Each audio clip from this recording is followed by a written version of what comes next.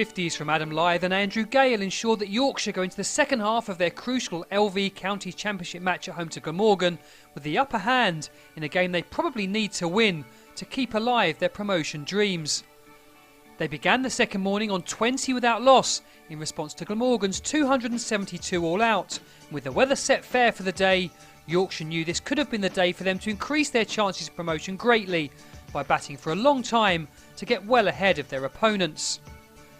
19 runs had been added in the morning's first 4 overs, but then Joe Root was LBW to Graham Wagg for 14. The pitch had remained a little green and there was some variable bounce and some playing and missing from the new batsman from time to time, but Lyth and Phil Jakes were now able to add a further 31 runs for the second wicket. It was a partnership which was just beginning to build, and it was ended by Jim Allenby, who got a ball to swing just enough to make Jakes look a little foolish. That brought Gale in to join Lyth with a total on 70 for 2, but it was the stand between these two left-handers which then put the promotion chasers on top in a game which, if they win, will leave that promotion in their own hands and they travel to Chelmsford next week. Of course, although no one is talking about it, the second division championship may well still be up for grabs next week as well. Gale was giving his side every chance with some fine shots. Lyth was working hard for his runs. He's come on nicely in the second half of the summer and reached his latest 50 with his 7th 4 off his 98th delivery. He now wanted to make this an imposing and match-winning innings. He hit a 90 in his last game and not so long ago took Leicestershire apart for a big double 100. Lyth was a man who made heaps of runs when Yorkshire came within a game of winning the title 2 summers ago, but it's only in the second half of this season that he's come to prominence again. Gale was supporting him well as this pair began to tuck into the deficit into the afternoon session. It was now a glorious day for batting in, and for a county which has lost so much cricket to the weather gods this year, now was the time for them to make hay. Gale too moved to his 50, as that's exactly what this pair appeared to be doing. The Yorkshire captain required 71 balls to get there, from which he'd struck 8 boundaries. The deficit had now been brought into double figures, and Yorkshire still had lots of wickets in hand. Lyth again moved into the 90s, and 100 for him looked as certain as a big lead for his county by the end of this first innings. But then a match-altering moment. With 5 needed for his ton, Lyth was given out LBW by Neil Bainton, the batsman making it abundantly clear that he'd made contact with the ball with his bat. That ended a 3rd wicket partnership on 120, and 10 runs later Gale was also out, the ball from Wagg keeping low before bowling him for 55. Yorkshire had just earned their first batting bonus point, and they knew they needed a few more from this position. Of the 4 sides going for the 2 promotion places, Yorkshire are the only ones who don't have to play one of their rivals, with long-time leaders Derbyshire currently at Kent, before they host Hampshire in the last round of games.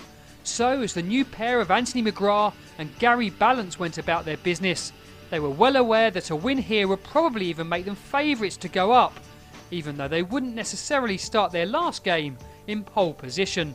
A formidable lead was again on the cards, with McGrath driving Dean Kosker for a 6 as he and Ballance added an easy 61 in 16 overs. Yorkshire trailed by only 11 when the game suddenly turned either side of the tea break. Before it, Ballance drove over a ball from Jim Allenby to go for 26. Before Allenby struck again by having Andrew Hodd caught in the slips by Stuart Walters. McGrath and Azim Rafiq then took their side ahead after the break, only for the 2 to fall in successive John Glover overs. Rafiq nicked behind on 8, while McGrath was legged before for 39 to leave the home side on 286 for 8, with their lead now only reading 14. The new ball was also due in 6 overs, which was never going to make life that easy for numbers 9 and 10, Ryan Sidebottom and Steve Patterson. Sidebottom proved last season that he can bat, and although he's had less success this year, he chose now as the moment to hit his best score of the summer. Patterson, on the other hand, is a very handy man to have been coming so low down, and even against the second new cherry, these two batted with few alarms, as they did an absolutely vital 54 runs for the 9th wicket. Alas for them, they didn't quite do enough to earn a 4th batting bonus point. Patterson was out for 22, and then Sidebottom edged Graham Wagg, but not before the total read 344. And that gave the Tykes a lead of 72, a very handy one indeed, and it also left the Welshman with an awkward 11 overs to survive at the end of the day. Patterson, who was having a superb match, then put his side just where they wanted to be. He had Nick James well held by Hod behind. And then next ball he disposed of the night watchman Glover, who nicked to live to leave Glamorgan on 17 for 2. Stuart Walters confidently survived the hat-trick ball and then added 10 runs with Will Bragg before the close to reduce the gap between the two sides to 45. So it's Yorkshire who are favourites, but not so far ahead that they can't yet be caught up. Glamorgan will resume on the third morning on 27 for 2, and the first session of day 3 is certainly going to be a telling one. It's one Yorkshire will be pumped up for.